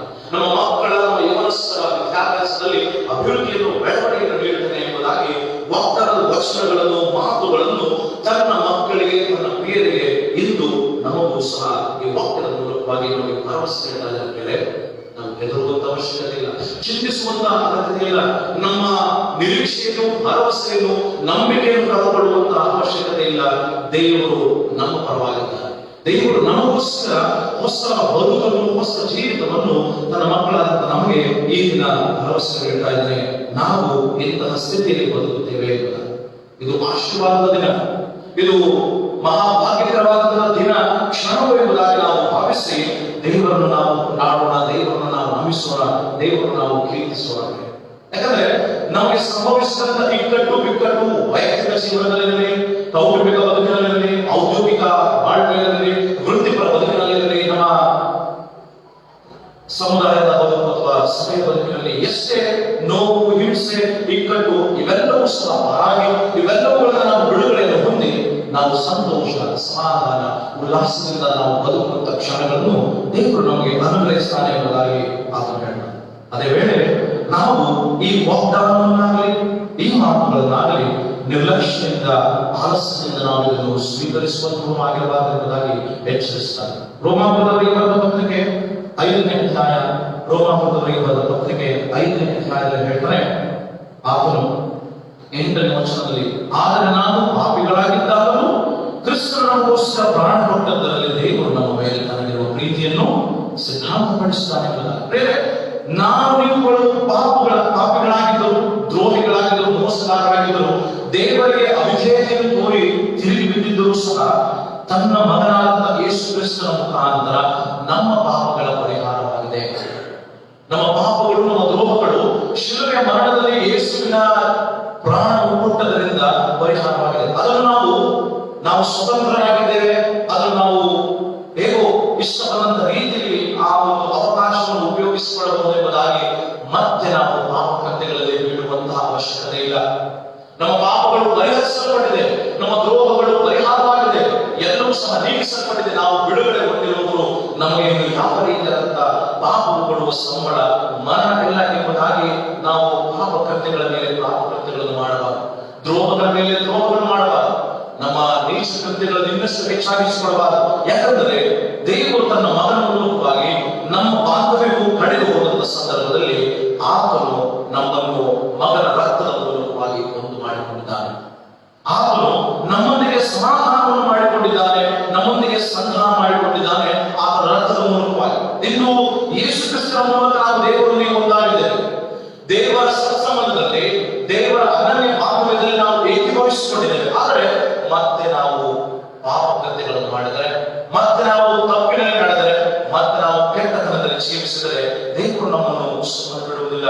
ದೇವರು ನಮ್ಮನ್ನು ಮತ್ತೆ ಮರಣಕ್ಕೆ ಗುರಿ ಮಾಡ್ತಾನೆ, ನಿತ್ಯ ಮರಣಕ್ಕೆ ನಮ್ಮನ್ನು ನರಕಕ್ಕೆ ತಳ್ಳುವಂತನಾಗಿದ್ದಾನೆ. ಎಚ್ಚರಿಕೆಯೂ ಸಹ ಇದೆ. ಮೊದಲ ಭಾಗದಲ್ಲಿ ಚಪಲಿನ ಮೂಲಕವಾಗಿ ನಮಗೆ ಭರವಸೆ ನೀಡುತ್ತಾನೆ. ಎರಡನೇ ಭಾಗದಲ್ಲಿ ಅದನ್ನು ಲಘು ಮನಸ್ಸಿನಿಂದ ನಾವು ಯಾವ ಸಹ ಸ್ವೀಕರಿಸದೆ ಯೇಸು ಕ್ರಿಸ್ತನ ಪ್ರಾಣವನ್ನು, ಯೇಸು ಕ್ರಿಸ್ತನ ರಕ್ತವನ್ನು ನಾವು ಬಲಿಷ್ಠವಾದದ್ದು, ಗಣನೀಯವಾದದ್ದು, ಮಾನ್ಯವಾದದ್ದು ಎಂಬುದಾಗಿ ತಿಳಿದು ನಾವು ಪಾಪ ಕೃತ್ಯದಲ್ಲಿ ಮತ್ತೆ ಬಿಡಬಾರದು. ನಮ್ಮ ದ್ರೋಹಗಳು, ನಮ್ಮ ಮೋಸತನ, ಲೌಕಿಕ ಬದುಕು ಹೆಚ್ಚಾಗಬಾರದು ಎಂಬುದಾಗಿ ಮತ್ತೆ ನಮ್ಮ ಬಾಂಧವ್ಯವನ್ನು ದೇವರೊಂದಿಗೆ ಸಮಾಧಾನ ಮಾಡಿದಂತ ಆ ಸಮಾಧಾನದ ಕರ್ತವ್ಯಕ್ಕಾಗಿ ನಾವು ಬದುಕಬೇಕು ಎಂಬುದಾಗಿ ಎಚ್ಚರಿಸ್ತಾರೆ. ನಮಗೆ ಪಾಪ ಕ್ಷಮಾಪಣೆ ಎಂಬುದಾಗಿ ನಾವು ಮತ್ತೆ ತಪ್ಪು ಮಾಡಿದರೆ ಖಂಡಿತವಾಗಿ ನಮಗೆ ನೋವಿನ ಮೇಲೆ ನೋವು ಉಂಟಾಗ್ತದೆ, ದುರವಸ್ಥೆಗಳ ಮೇಲೆ ದುರವಸ್ಥೆ ಉಂಟಾಗ್ತದೆ. ನಮ್ಮ ದೇಹದಲ್ಲಿ ಆದಂತಹ ಗಾಯಕ್ಕೆ ನಾವು ಮದ್ದನ್ನು ಹಾಕಿ ಔಷಧಗಳನ್ನು ಪಡೆದು ನಾವು ಸ್ವಸ್ಥತೆಯಿಂದ ನಡೆಯುವಾಗ, ಗುಣವನ್ನು ಹೊಂದುವಾಗ ಮತ್ತೆ ಅದರ ಮೇಲೆ ಗಾಯವಾದರೆ ನೋವು ನಮಗಷ್ಟೇ ಹೊರತು ಮತ್ತಾಗಲ್ಲ. ಆ ನೋವಿನ ನಿಮಿತ್ತವಾಗಿ ನಾವು ಬಾಧೆಗೊಳಪಡ್ತೇವೆ, ಹಿಂಸೆಗೊಳಪಡ್ತೇವೆ, ಬೇಸರಿಕೆಗೆ ನಮ್ಮನ್ನು ನಡೆಸ್ತೇವೆ. ಅದೇ ರೀತಿಯಲ್ಲಿ ನಾವು ತಪ್ಪಿನ ಮೇಲೆ ತಪ್ಪುಗಳನ್ನು, ದ್ರೋಹದ ಮೇಲೆ ದ್ರೋಹಗಳನ್ನು, ಅನೇಕ ಕೃತ್ಯಗಳ ಮೇಲೆ ಅನೇಕ ಕೃತ್ಯಗಳನ್ನು ನಾವು ಮಾಡುತ್ತೇವೆ. ಬಂದರೆ ದೇವರ ಮಗನಾದಂತ ಯೇಸು ಕ್ರಿಸ್ತನ ರಕ್ತಕ್ಕೆ, ಪ್ರಾಣಕ್ಕೆ ನಾವು ಬೆಲೆ ಕೊಟ್ಟವರಲ್ಲ, ಮಾನ್ಯ ಮಾಡುವರಲ್ಲ ಎಂಬುದಾಗಿ ರೋಮಪುರದ ಪತ್ರಿಕೆಯಲ್ಲಿ ಹೇಳ್ತಾರೆ. ಯೇಸು ಸ್ವಾಮಿ ಎಚ್ಚರಿಸ್ತಾನೆ. ಲೂಕನ ಸುವಾರ್ತೆ 13ನೇ ಅಧ್ಯಾಯದಲ್ಲಿ ಬಹಳ ಸುಂದರವಾಗಿ ಎಚ್ಚರಿಸ್ತಾರೆ. ನಾವು ಅನೇಕ ವೇಳೆ ತಪ್ಪುಗಳನ್ನು ಮಾಡಿದಾಗ ನಮ್ಮ ಪಾಪ ಕೃತ್ಯಗಳ ನಿಮಿತ್ತವಾಗಿ, ನಮ್ಮ ಅನೇಕ ತಪ್ಪುಗಳ ನಿಮಿತ್ತವಾಗಿ ದೇವರು ನಮಗೆ ಅವಕಾಶ ನೀಡ್ತಾರೆ. ಮೊದಲನೇ ತಪ್ಪು ಮಾಡಿದಾಗ ನಮ್ಮನ್ನು ತಿದ್ದಿಕೊಳ್ಳುವುದಕ್ಕೆ, ಸರಿಪಡಿಸಿಕೊಳ್ಳುವುದಕ್ಕೆ, ಪರಿವರ್ತನೆ ಆಗುವುದಕ್ಕೆ, ಬದಲಾವಣೆ ಆಗುವುದಕ್ಕೆ ಆತನು ಅವಕಾಶ ನೀಡ್ತಾನೆ. ಬದಲಾಗದಿದ್ದರೆ, ಪರಿವರ್ತನೆ ಆಗದಿದ್ದರೆ ನಮ್ಮನ್ನು ಕಾಯ್ತಾನೆ, ತಾಳ್ಮೆಯಿಂದ ಕಾಯ್ತಾನೆ. ಎರಡನೇ ತಪ್ಪನ್ನು ಮಾಡಿದಾಗ ಸುಮ್ಮನೆ ಇರ್ತಾನೆ. 3, 4, 5, 6 ತಪ್ಪುಗಳನ್ನು ಮಾಡಿದಾಗಲೂ, 10 ತಪ್ಪು ಮಾಡಿದಾಗಲೂ ಸುಮ್ಮನೆ ಇರ್ತದೆ. ಆದರೆ 11ನೇ ತಪ್ಪು ಮಾಡಿದಾಗ ಅಥವಾ 21ನೇ ತಪ್ಪು ಮಾಡಿದಾಗ 20 ತಪ್ಪುಗಳನ್ನು, 10 ತಪ್ಪುಗಳನ್ನು ಸೇರಿಸಿ 11ನೇ ತಪ್ಪಿಗೆ ತಕ್ಕ ಶಿಕ್ಷೆಯನ್ನು ಹೇಳ್ತಾರೆ. ಕೇವಲ ಒಂದೇ ಒಂದು ತಪ್ಪಿನ ನಿಮಿತ್ತವಾಗಿ ನಮ್ಮನ್ನು ಶಿಕ್ಷಿಸುವುದಿಲ್ಲ. ಬದಲಾಗಿ ನಾವು ಮಾಡಿರುವಂತಹ ಎಲ್ಲ ತಪ್ಪುಗಳನ್ನು ನೆನಪಿಗೆ ತಂದುಕೊಂಡು ಅಷ್ಟಕ್ಕೆ ಸೇರಿಸಿ ನಾವು ಅದಕ್ಕೆ ತಕ್ಕ ಪ್ರತಿಫಲಗಳನ್ನು ಅನುಭವಿಸಬೇಕಾಗಿದೆ. ಅದನ್ನೇ ಎಚ್ಚರಿಸ್ತಾನೆ ಲೂಕನ ಸುವಾರ್ತೆಯಲ್ಲಿ ಯೇಸು ಸ್ವಾಮಿ 3ನೇ ವಚನದಲ್ಲಿಯೂ 5ನೇ ವಚನದಲ್ಲಿ ಹೇಳ್ತಾನೆ, ದೇವರ ಕಡೆಗೆ ತಿರುಗಿಕೊಳ್ಳದಿದ್ದರೆ ನೀವೆಲ್ಲರೂ ಅವರಂತೆ ಹಾಗೆ ಹೋಗುವಿರಿ.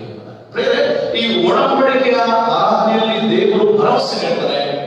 ದೇವರು ವಾಗ್ದಾನ ಮಾಡ್ತಾನೆ, ದುರವಸ್ಥೆಯಿಂದ ನಮ್ಮನ್ನು ತಪ್ಪಿಸಿ ಸುವ್ಯವಸ್ಥೆಗೆ ತರ್ತೇನೆ ಎಂಬುದಾಗಿ. ಆದರೆ ಆ ಸುವ್ಯವಸ್ಥೆಯನ್ನು ನಾವು ಅನುಭವಿಸಬೇಕಾದ್ರೆ there is a term and condition. ನಾವು ಒಳ್ಳೆಯವರಾಗಿ, ನೀತಿವಂತರಾಗಿ, ಯೇಸು ಕ್ರಿಸ್ತನ ಮಾರ್ಗದಲ್ಲಿ, ಯೇಸು ಕ್ರಿಸ್ತನ ಮಾತುಗಳನ್ನು ಅನುಸರಿಸಿ ನಾವು ಬದುಕಬೇಕು ಎಂಬುದಾಗಿ ವಾಕ್ಯಭಾಗ ಹೇಳ್ತದೆ. ಆಮೋಸನ ಪ್ರವಾದನೆ ಗ್ರಂಥ 5ನೇ ಅಧ್ಯಾಯವನ್ನು ಗಮನಿಸುವಾಗ 5ನೇ ಅಧ್ಯಾಯದಲ್ಲಿ ಪ್ರಲಾಪ ಎಂಬುದಾಗಿ ಶೀರ್ಷಿಕೆ ಇದೆ. ತದನಂತರ ಮುಂದಿನ ಭಾಗವನ್ನು ಗಮನಿಸುವಾಗ ಯೆಹೋವನಿಂದ ದುಷ್ಟರಿಗೆ ದುರ್ದಿನ ಎಂಬುದಾಗಿ ಸಹ ಅಲ್ಲಿದೆ. 14ನೇ ವಚನ ಪ್ರತ್ಯೇಕವಾಗಿ ಹೇಳ್ತದೆ, ಕೆಟ್ಟದ್ದನ್ನೆಲ್ಲ ಒಳ್ಳೆಯದನ್ನು ಅನುಸರಿಸಿ ನೀವು ಮಾಡುವಿರಿ ಎಂಬುದಾಗಿ ಹೇಳ್ತದೆ. ಹಾಗಾದ್ರೆ ನಾವು ಕೆಟ್ಟತನವನ್ನು ಅನುಸರಿಸಿದರೆ ನಾವು ಬದುಕುವುದಕ್ಕೆ ಸಾಧ್ಯವಿಲ್ಲ, ದೇವರ ಆಶೀರ್ವಾದಕ್ಕೆ ನಾವು ಪಾತ್ರರಾಗುವುದಕ್ಕೆ ಸಾಧ್ಯವಿಲ್ಲ. ಒಬ್ಬ ತೋಟಗಾರನ ಸಾಮ್ಯವನ್ನು ಹೇಳುವುದರ ಮೂಲಕ ಯೇಸು ಸ್ವಾಮಿ ನಮಗೆ ಎಚ್ಚರಿಸುವಂತ ಮಾತೇನೆಂದರೆ, ಒಬ್ಬ ವ್ಯಕ್ತಿ ತೋಟಗಾರನು, ಆತನು ತೋಟದಲ್ಲಿ ಬೆಳೆ ಬಿಡುವುದಕ್ಕೋಸ್ಕರವಾಗಿ ದ್ರಾಕ್ಷಿ ತೋಟದಲ್ಲಿ ಆತ ಅಂಜೂರದ ಗಿಡವನ್ನು ನೆಡ್ತಾನೆ. ಯಾಕಂದ್ರೆ ತೋಟಗಾರನು ತೋಟ ಮಾಡುವಂತ ಸಂದರ್ಭದಲ್ಲಿ ನಾನು 3 ವರ್ಷದಿಂದಲೂ ಈ ಅಂಜೂರದ ಮರದಲ್ಲಿ ಹಣ್ಣನ್ನು ಹುಡುಕುತ್ತಾ ಬಂದಿದ್ದೇನೆ, ಆದರೂ ನನಗೆ ಸಿಕ್ಕಲಿಲ್ಲ, ಯಾವ ಹಣ್ಣು ಸಿಕ್ಕಲಿಲ್ಲ, ಇದನ್ನು ಕಡಿಯಬಾರದು, ಇದರಿಂದ ಭೂಮಿಯು ಯಾಕೆ ಪಂಚೆಯಾಗಬೇಕು ಎಂದು ಹೇಳಿದರು. ಆದರೆ ತೋಟ ಮಾಡುವವರು ಹೇಳ್ತಾನೆ, ಅಯ್ಯ ಈ ವರ್ಷವೂ ಇದನ್ನು ಬಿಡು, ಅಷ್ಟರಲ್ಲಿ ನಾನು ಇದರ ಸುತ್ತಲೂ ಅಗೆದು ಗೊಬ್ಬರ ಹಾಕುತ್ತೇನೆ, ಮುಂದೆ ಹಣ್ಣು ಬಿಟ್ಟರೆ ಸರಿ, ಇಲ್ಲದಿದ್ದರೆ ಇದನ್ನು ಕಡಿದು ಹಾಕಬಹುದು ಎಂದು ಉತ್ತರ ಹೇಳ್ತಾರೆ. ಬೇರೆ ನಮ್ಮ ತಪ್ಪಿನ ನಿಮಿತ್ತವಾಗಿ, ಪಾಪ ಕೃತ್ಯಗಳ ನಿಮಿತ್ತವಾಗಿ, ನಮ್ಮ ದ್ರೋಹದ ನಿಮಿತ್ತವಾಗಿ ಸಹ ದೇವರು ಒಂದಲ್ಲ ಎರಡಲ್ಲ ಕೆಲವು ಬಾರಿ ನಮ್ಮ ತಪ್ಪಿನ ನಿಮಿತ್ತವಾಗಿ ಸಹಿಸಿಕೊಳ್ತಾರೆ. ನಮಗೆ ಅವಕಾಶವನ್ನು ನೀಡುತ್ತಾರೆ ಬದಲಾಗುವುದಕ್ಕೆ, ಪರಿವರ್ತನೆ ಆಗುವುದಕ್ಕೆ, ದೇವರ ಕಡೆ ತಿರುಗಿಕೊಳ್ಳುವುದಕ್ಕೆ. ನಾವು ತಪ್ಪಿನ ಮೇಲೆ ತಪ್ಪನೆ ಮಾಡ್ತಾ ಇದ್ರೆ ಒಂದು ದಿನ ನಮ್ಮ ತಪ್ಪುಗಳ ನಿಮಿತ್ತವಾಗಿ, ನಮ್ಮ ಪಾಪ ಕೃತ್ಯಗಳ ನಿಮಿತ್ತವಾಗಿ ನಮಗೂ ಸಹ ದಂಡನೆ ಇದೆ, ಶಿಕ್ಷೆ ಇದೆ. ನಮ್ಮನ್ನು ಕಡಿದು ಹಾಕಿ ಬೆಂಕಿಯಲ್ಲಿ ಹಾಕುವನಾಗಿರ್ತಾರೆ. ಅಂದ್ರೆ ಅಂತ್ಯದ ದಿನದಲ್ಲಿ ನಮ್ಮನ್ನು ನರಕಕ್ಕೆ ತಳ್ಳುವಂತಹ ದೇವರ ರಾಜ್ಯಕ್ಕೆ ನಾವು ಸೇರದಂತೆಯೂ, ದೇವರ ಆಶೀರ್ವಾದಕ್ಕೆ ನಮ್ಮನ್ನು ಪಾತ್ರರಾಗದಂತೆ ಮಾಡುತ್ತಾನೆ. ನಮ್ಮ ಬದುಕಿನ ವೇಳೆ ನಾವು ಬದುಕುವಂತಹ ಪ್ರತಿ ಆಯಸ್ಸಿನ ಸಂದರ್ಭದಲ್ಲಿ ನಮಗೆ ಅನೇಕ ರೀತಿಯಾದಂತಹ ಉಪದ್ರವಗಳು, ಅನೇಕ ರೀತಿಯಾದಂತಹ ಕಷ್ಟಗಳು, ಅನೇಕ ವಿಧವಾದಂತಹ ಸಮಸ್ಯೆಗಳು, ತೊಂದರೆಯಲ್ಲಿ, ಅನಾರೋಗ್ಯ, ಅಸ್ವಸ್ಥತೆಯಲ್ಲಿ ಬೀಳುವಂತಹ ಪರಿಸ್ಥಿತಿ ನಮಗೆ ಎದುರಾಗುವುದು. ಇಲ್ಲಿ ಕಳೆದ ವರ್ಷವಿದ್ದಂತಹ ಪರಿಸ್ಥಿತಿ ನಮಗೂ, ನಮ್ಮ ಸಭೆಗೂ, ನಮ್ಮ ಸಮುದಾಯಕ್ಕೂ, ನಮ್ಮ ನೆರೆಯವರಿಗೂ ಬರಬಹುದು ಪ್ರಿಯರೇ. ಹಾಗಾಗಿ ದೇವರು ನಮಗೆ ನಮ್ಮ ತಪ್ಪಿನ ನಿಮಿತ್ತ ಶಿಕ್ಷಿಸದೆ ಹೋದರೆ ನಮಗೆ ಅವಕಾಶ ನೀಡುತ್ತಾ ಇದ್ದಾನೆ ಎಂಬುದಾಗಿ ಅರ್ಥ. ದೇವರು ನಮ್ಮ ತಪ್ಪಿನ ನಿಮಿತ್ತವಾಗಿ ಆತನು ಶಿಕ್ಷಿಸುವನಾದರೆ ನಮ್ಮನ್ನು ಸರಿಪಡಿಸಿ ಆತನಲ್ಲಿ ನೆಲೆಗೊಳ್ಳು ಎನ್ನುವಂತಹ ಎಚ್ಚರಿಕೆಯ ಮಾತು ಆ ಸಮಯ ಅದಾಗಿರುತ್ತದೆ. ಹಾಗಾಗಿ ಪ್ರಿಯರೇ, ಈ ಒಡಂಬಡಿಕೆಯ ಆರಾಧನೆ, ಈ ಒಡಂಬಡಿಕೆಯ ಸಂದರ್ಭದಲ್ಲಿ ನಾವು ನಮ್ಮನ್ನು, ನಮ್ಮ ಬಾಂಧವ್ಯವನ್ನು ನವೀಕರಿಸಿಕೊಳ್ಳುವಂಥದ್ದು ನಮ್ಮ ಕೆಟ್ಟತನ, ನಮ್ಮ ಅನೀತಿ ಕೃತ್ಯಗಳನ್ನು, ನಮ್ಮ ನೀಚ ಕೃತ್ಯಗಳನ್ನು, ನಮ್ಮ ಅನೀತಿವಂತಿಕೆಯನ್ನು ತ್ಯಜಿಸಿ ನಾವು ನೀತಿವಂತರಾಗಿ ಕ್ರಿಸ್ತನಿಗಾಗಿ ಬಾಳುತ್ತೇವೆ. ಕ್ರಿಸ್ತನ ಮಾತುಗಳನ್ನು ನಾವು ಅನುಸರಿಸಿ, ಕ್ರಿಸ್ತನ ಆಜ್ಞೆಗಳಿಗೆ ನಾವು ಮನ್ನಿಸಿ ಮತ್ತು ನಾವು ಮನ್ನಣೆ ನೀಡಿ ಅದಕ್ಕನುಸಾರವಾಗಿ ನಾವು ಬದುಕುತ್ತೇವೆ ಎಂಬುದಾಗಿ ನಮ್ಮನ್ನು ನಾವು ಸಜೀವ ಯಜ್ಞವಾಗಿ, ಮೀಸಲಾಗಿ, ಮೆಚ್ಚುಗೆಯಾಗಿ ದೇವರಿಗೆ ಸಮರ್ಪಿಸಿಕೊಳ್ಳುವಂತ ದಿನವಾದ್ದರಿಂದ ನಮ್ಮ ತಪ್ಪುಗಳನ್ನು ನಿಲ್ಲಿಸೋಣ, ನಮ್ಮ ಪಾಪ ಕೃತ್ಯಗಳನ್ನು ಬಿಟ್ಟು ಬಿಡೋಣ, ನಮ್ಮ ಅನೀತಿವಂತಿಕೆಯನ್ನು ನಾವು ತ್ಯಜಿಸೋಣ, ನಮ್ಮ ದುಷ್ಕೃತ್ಯಗಳನ್ನು, ದುರಾಲೋಚನೆಗಳನ್ನು, ದುರ್ನಡತೆಗಳನ್ನು ತ್ಯಜಿಸಿ ಸನ್ಮಾರ್ಗವನ್ನು, ಸದ್ಯೋಚನೆಯನ್ನು ಮತ್ತು ಸದುಪಯೋಗವಾಗುವಂತಹ ಪ್ರತಿಯೊಂದು ಕ್ರಿಯೆಗಳನ್ನು ನಮ್ಮ ನುಡಿಗಳಿಂದ, ನಮ್ಮ ನಡೆಯನ್ನು ಮಾಡೋಣ. ಇಲ್ಲದಿದ್ದರೆ ನಮ್ಮನ್ನು ಸಹ ಬಾಧಿಸುವಂತಹ, ಶಿಕ್ಷಿಸುವಂತಹ, ದಂಡಿಸುವಂತಹ ದಿನವನ್ನು ನಾವು ಅನುಭವಿಸಬೇಕಾಗುತ್ತದೆ. ಯಾಕಂದ್ರೆ ನಮ್ಮ ಬದುಕಿಗೆ ತಕ್ಕಂತಹ ಪ್ರತಿಫಲಗಳನ್ನು ದೇವರು ನಮಗೆ ಅನುಗ್ರಹಿಸ್ತಾನೆ. ನಾವು ಏನನ್ನು ಬಿತ್ತುತ್ತೇವೆಯೋ ಅದನ್ನೇ ನಾವು ಕೊಯ್ಯುತ್ತೇವೆ.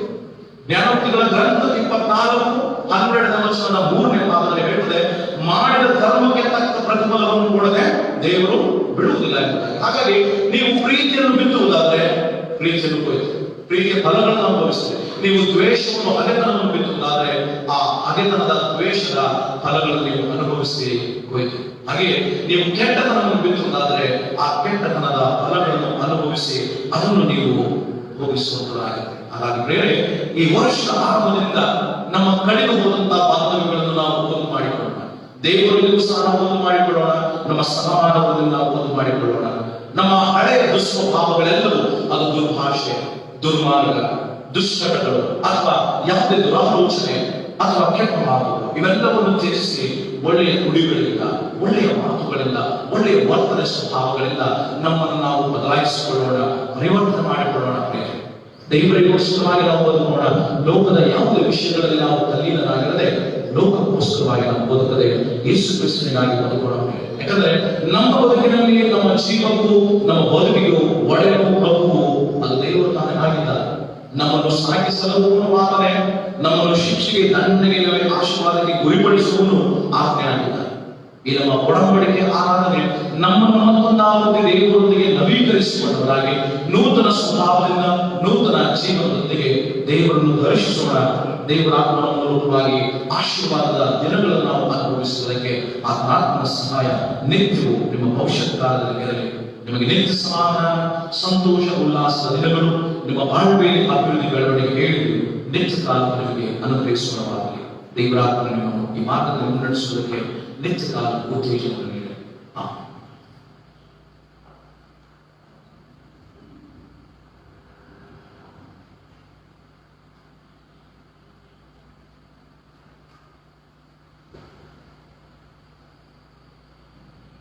ನಾವೆಲ್ಲರೂ ಎದ್ದು ನಿಲ್ಲಿಸೋಣ. ವಾಕ್ಯ ಸಂದೇಶವನ್ನು ಕೇಳಿದ ನಾವು ಆ ವಾಕ್ಯದ ಅನುಸಾರವಾಗಿ ನಮ್ಮ ಒಡಂಬಡಿಕೆಯನ್ನು ದೇವರೊಂದಿಗೆ ನವೀಕರಿಸಿಕೊಳ್ಳುವಂಥದ್ದು ಮಾಡುವಂಥದ್ದು ನಮ್ಮ ಆದ್ಯ ಕರ್ತವ್ಯ. ಅದಕ್ಕನುಸಾರವಾದಂತಹ ಸಂಗೀತವನ್ನು ನಾವು ಮಾಡೋಣ. ಒಡಂಬಡಿಕೆಯ ಸಂಗೀತ 267ನೇ ಸಂಗೀತವನ್ನು ಮಾಡೋಣ.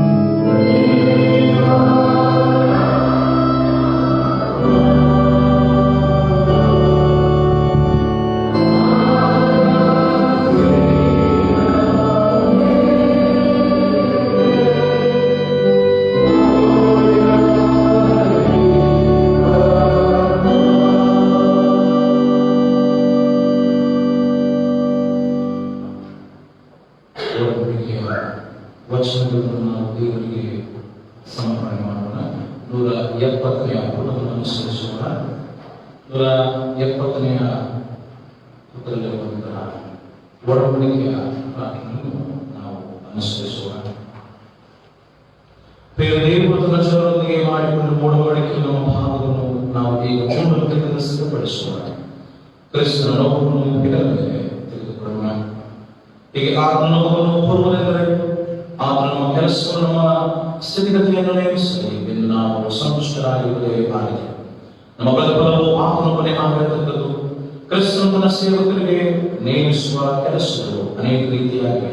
ಅವುಗಳಲ್ಲಿ ಕೆಲವು ಸುಲಭವಾಗಿವೆ, ಕೆಲವು ಕಷ್ಟಕರವಾಗಿವೆ, ಕೆಲವು ಹೊಗಳಿಕೆಯನ್ನು ತರುತ್ತವೆ, ಕೆಲವು ಹೊಗಳಿಕೆಯನ್ನು ತರುತ್ತವೆ, ಕೆಲವು ಸ್ವಾಭಾವಿಕವಾದ ನಮ್ಮ ಇಷ್ಟಾರ್ಥಗಳಿಗೂ ಲೌಕಿಕವಾದ ನಮ್ಮ ಸುಖ ಲಾಭಗಳಿಗೂ ಅನುಕೂಲಿಸುತ್ತವೆ, ಕೆಲವು ಇವೆರಡಕ್ಕೂ ಪ್ರತಿಕೂಲವಾಗಿದೆ. ನಮಗೆ ನೇಮಕವಾದ ಕೆಲವು ಕಾರ್ಯಗಳನ್ನು ಮಾಡುವುದರ ಮೂಲಕ ಕ್ರಿಸ್ತನನ್ನು ಮೆಚ್ಚಿಸುವುದು ಮಾತ್ರವಲ್ಲದೆ ನಾವು ಸಂತೋಷ ಪಡಬಹುದು. ಆದರೆ ಬೇರೆಯವುಗಳಲ್ಲಿ ನಮ್ಮನ್ನು ಅಲ್ಲಗಳೆದರೆ ಕ್ರಿಸ್ತನನ್ನು ಮೆಚ್ಚಿಸಲು ಸಾಧ್ಯ. ಆದರೂ ಇವೆಲ್ಲವುಗಳನ್ನು ಸಾಧಿಸುವುದಕ್ಕೆ ಕ್ರಿಸ್ತನಲ್ಲಿ ನಿಶ್ಚಯವಾಗಿಯೂ ನಮಗೆ ಶಕ್ತಿ ಸಿಗುತ್ತದೆ. ಆತ್ಮನನ್ನು ಬಲಪಡಿಸುವುದು. ಆದ್ದರಿಂದ ದೇವರ ಒಡಂಬಡಿಕೆಯನ್ನು ನಮ್ಮನ್ನಾಗಿ ಮಾಡಿಕೊಳ್ಳೋಣ. ಕರ್ತನಿಗೆ ನಮ್ಮ ಹೃದಯಗಳನ್ನು ಒಪ್ಪಿಸಿಕೊಂಡು ಆತನ ಸಹಾಯವನ್ನು ಮಾತ್ರ ಮಾಡಿಕೊಂಡು ಈ ಪ್ರತಿಜ್ಞೆಗೆ ಹಿಂದಿರುಗದಂತೆ ನಿಶ್ಚಯ ಮಾಡೋಣ. ಈಗ ನಮ್ಮನ್ನು ಸಿದ್ಧಪಡಿಸಿಕೊಂಡಿದ್ದು ಈಗ ನಾವು ಆತನ ಕೃಪೆಯನ್ನು ಕಾರಣವಾಗಿ ಆಧಾರ ಮಾಡಿಕೊಂಡು ಆತನ ವಾಗ್ದಾನಗಳಲ್ಲಿ ಭರವಸೆಬಿಟ್ಟು ದೇವಭಾವದಿಂದ ಮೊಣಕಾಲೂರಿ ನಮ್ಮನ್ನೇ ಆತನಿಗೆ ಹೊಸದಾಗಿ ಒಪ್ಪಿಸಿಕೊಳ್ಳೋಣ. ಎಲ್ಲರೂ ಮೊಣಕಾಲುವಂತೆ ಕೇಳಿಕೊಳ್ತೇವೆ.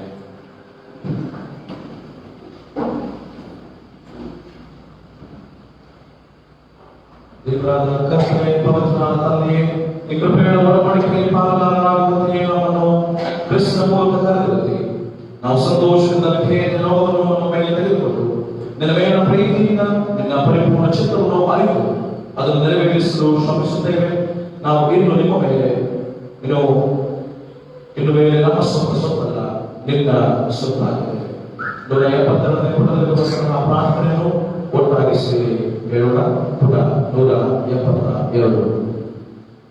ನಾನು ಇನ್ನು ಮುಂದೆ ನನ್ನ ಸ್ವಂತ ಸ್ವತ್ತಲ್ಲ, ನಿನ್ನ ಸ್ವತ್ತಾಗಿದ್ದೇನೆ. ನೀನು ಇಷ್ಟಪಡುವಲ್ಲಿ ನನ್ನನ್ನು ಇರಿಸು, ನೀನು ಇಷ್ಟಪಡುವವರಿಗೆ ನನ್ನನ್ನು ತೋರಿಸು. ಕೆಲಸ ಮಾಡುವುದಕ್ಕಾಗಲು, ಬಾಧೆಯನ್ನು ಅನುಭವಿಸುವುದಕ್ಕಾಗಲು, ಯಾವುದಕ್ಕಾಗಲು ನನ್ನನ್ನು ನೇಮಿಸು. ನಿನಗಾಗಿ ಕೆಲಸ ಮಾಡುತ್ತಾ ಇರಲಿ, ತಳ್ಳಲ್ಪಡಲಿ. ನಿನಗಾಗಿ ಹೆಚ್ಚಿಸಲ್ಪಟ್ಟರು, ತಗ್ಗಿಸಲ್ಪಟ್ಟರು, ಬಲ್ಲಿದನಾಗಿದ್ದರು, ಬಡವನಾಗಿದ್ದರು, ಎಲ್ಲವನ್ನೂ ಹೊಂದಿದವನಾಗಿದ್ದರು, ಏನು ಇಲ್ಲದವನಾಗಿದ್ದರು, ನಿನ್ನ ಚಿತ್ತವನ್ನು ನೆರವೇರಲಿ ಎಂಬುದೊಂದೇ ನನ್ನ ಅಭಿಲಾಷೆ. ನಿನ್ನ ಚಿತ್ತಕ್ಕೆ ಎಲ್ಲವನ್ನು ಒಪ್ಪಿಸಿದ್ದೇನೆ. ಈಗ ಮಹಾಮಹಿಮನಾದ ದೇವರೇ, ತಂದೆ, ಕುಮಾರ, ಪವಿತ್ರಾತ್ಮನೇ, ನೀನು ನನ್ನವನು, ನಾನು ನಿನ್ನವನು ಆಗಲಿ ಆಗಲಿ. ನಾನು ಭೂಲೋಕದಲ್ಲಿ ಮಾಡಿಕೊಂಡಿರುವ ಈ ಒಡಂಬಡಿಕೆಯು ಪರಲೋಕದಲ್ಲಿ ಸ್ಥಿರಪಡಲಿ. ಆಮೆನ್.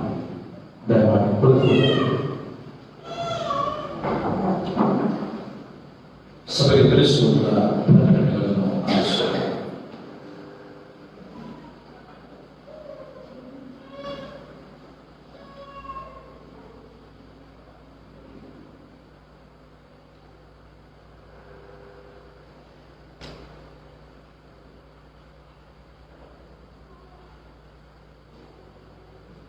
ಸಭೆಗೆ ತಿಳಿಸಬೇಕಾದಂತಹ ಸಭಾ ಪ್ರಕಟಣೆ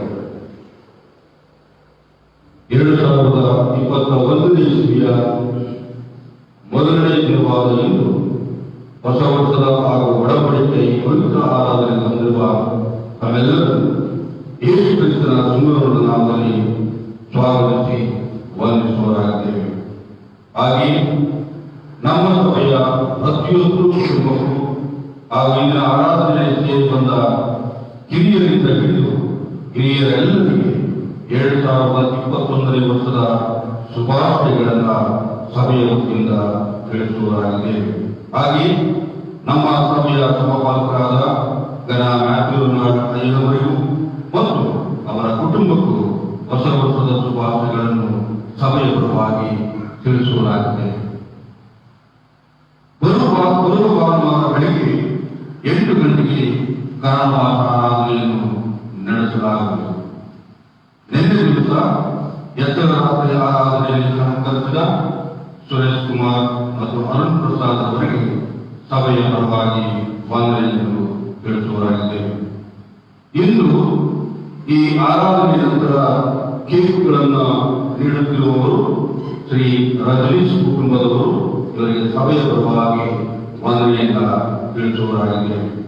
ಹಾಗೆಯೇ ಇಂದು ಆರಾಧನೆಯ ನಂತರ ಬೆಳಗ್ಗೆ ಉಪಹಾರದ ವ್ಯವಸ್ಥೆಯನ್ನ ಮಾಡಿರುವ ಶ್ರೀ ಮೋಹನ್ ಗಂಜವೀಂದ್ರವರ ಮಗ ರೂಪೇಶ್ ಜೋನ್ಸ್ ಅವರಿಗೆ ಸಭೆಯ ಪರವಾಗಿ ವಂದನೆಯನ್ನು ತಿಳಿಸುವರಾಗಿದ್ದೇವೆ. ಸಭೆಯವರು ಪ್ರೀತಿಯಿಂದ ಸ್ವೀಕರಿಸಬೇಕಾಗಿ ವಿನಂತಿ. ಹಾಗೆಯೇ ಈ ಆರಾಧನೆಯ ನಂತರ ಆಲಯದ ವಿಭಾಗದ ಡೈನಿಂಗ್ ಹಾಲ್ನಲ್ಲಿ ಸೇರಿಕೊಳ್ಳುವಂತೆ ತಮ್ಮಲ್ಲಿ ಕೇಳಿಕೊಳ್ಳುತ್ತೇವೆ. ಇದನ್ನು ಸ್ವತಃ ರೂಪೇಶ್ ಜೋನ್ಸ್ ಅವರ ಅತ್ತೆ ಹೊಸದುರ್ಗದಿಂದ ಬಂದಿರುತ್ತವರಂತೆ ಅದರ ತಯಾರಿಸಿರುತ್ತಾರೆ. ಅವರು ಕೂಡ ಸಭೆ ಪರವಾಗಿ ವಂದನೆಯನ್ನು ತಿಳಿಸುತ್ತೇವೆ.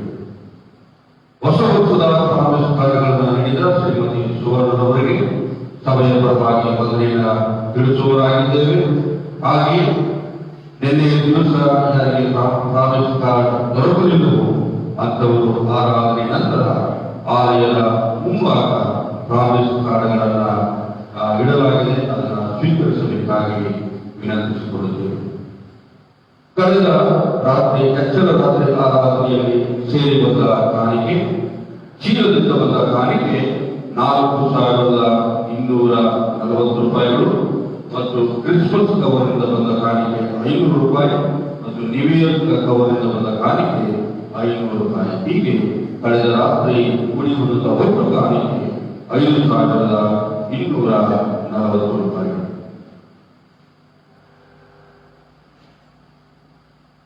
ಕಾಣಿಕೆಗಳನ್ನು ನಾವು ದೇವರಿಗೆ ಸಮರ್ಪಣೆ ಮಾಡೋಣ.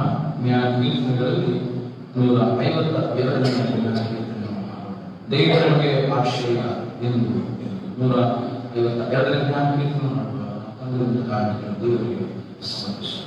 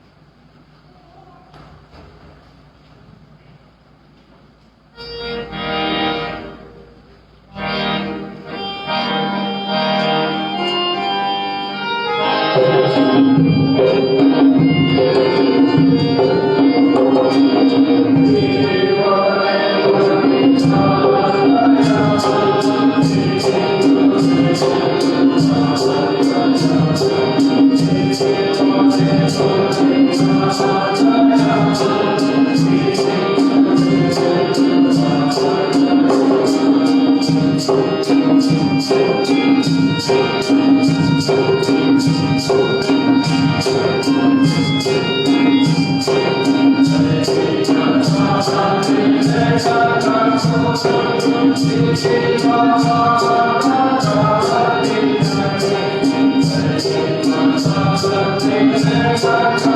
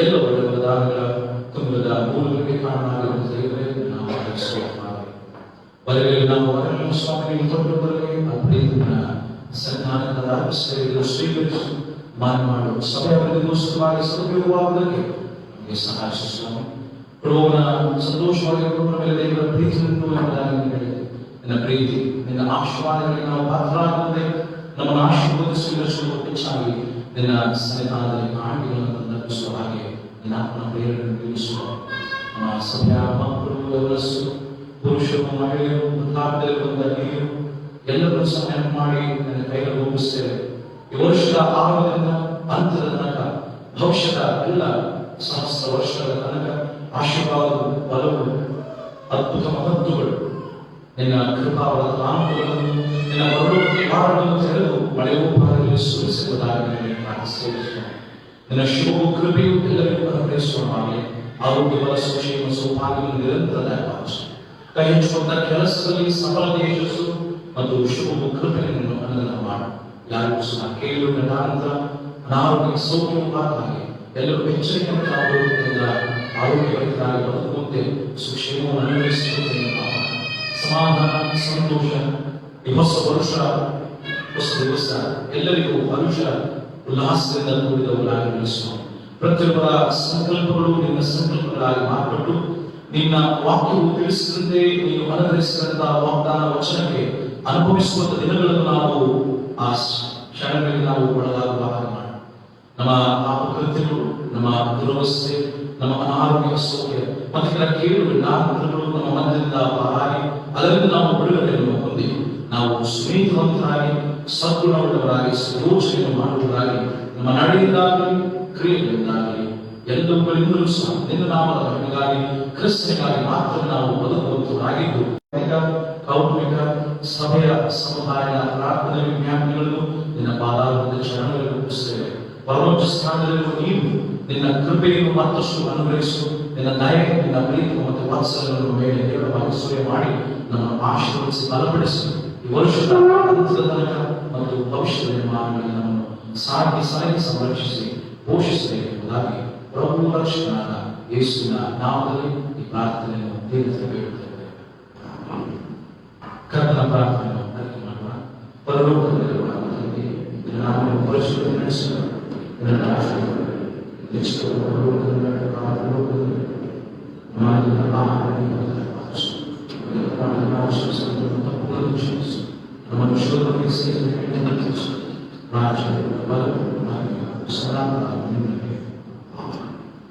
ದೇವರ ಆಶೀರ್ವಾದಗಳು ನಂಬಿಕೆಯಿಂದ ಸುವ್ಯವಸ್ಥಿತವಾದಂತಹ ಮಾರ್ಗವನ್ನು ತೋರಿಸಿಕೊಟ್ಟಂತಹ ಕರ್ತನಾದಂತಹ ಯೇಸು ಕ್ರಿಸ್ತನ ಕೃಪೆ ತನ್ನ ಮಗನ ಮೂಲಕವಾಗಿ ತನ್ನ ಮಕ್ಕಳೊಂದಿಗೆ ಸಮಾಧಾನವನ್ನು ಸಂಧಾನ ಮಾಡಿಕೊಂಡು ಆ ಪ್ರೀತಿಯ ವ್ಯಕ್ತತೆಯನ್ನು ಮಾಡಿದ ದೇವರಿಗೆ ನಾವು ನಿತ್ಯವೂ ಒಳ್ಳೆಯ ಕನದಿಂದ, ಒಳ್ಳೆಯ ಲಕ್ಷಣಗಳಿಂದ, ಒಳ್ಳೆಯ ಗುಣಗಳೊಂದಿಗೆ ಕ್ರಿಸ್ತನಿಗಾಗಿ ಬದುಕಿ ಈ ಲೋಕದಲ್ಲಿ ಕ್ರಿಸ್ತನಿಗಾಗಿ ಸಾಕ್ಷಿಯಾಗಿ ನಿಲ್ಲುವುದಕ್ಕೆ ಪವಿತ್ರಾತ್ಮನ ಸುಪ್ರೇರಣೆ ಅದನ್ನು ನಡೆಸಲಿಕ್ಕೆ ಈ ಕ್ಷಣದಿಂದ ಈ ವರ್ಷದ ಅಂತ್ಯದ ತನಕ ಭವಿಷ್ಯದಲ್ಲಿ ನಿತ್ಯದ ಮೆಲ್ಲರ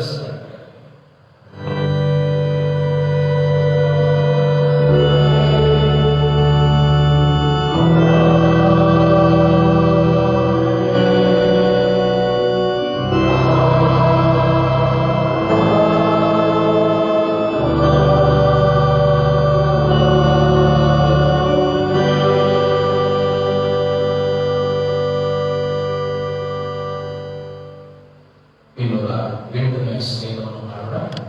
108ನೇ ಸಂಗೀತ ಕಾಪಾಡುವ ದೇವರೇ ಸಂತೋಷವುಳ್ಳ ಯೋಚನೆ ನಾನೆಲ್ಲಿಗೆ ಹೇಗಿದ್ದರು ಕಾಪಾಡುವವನ.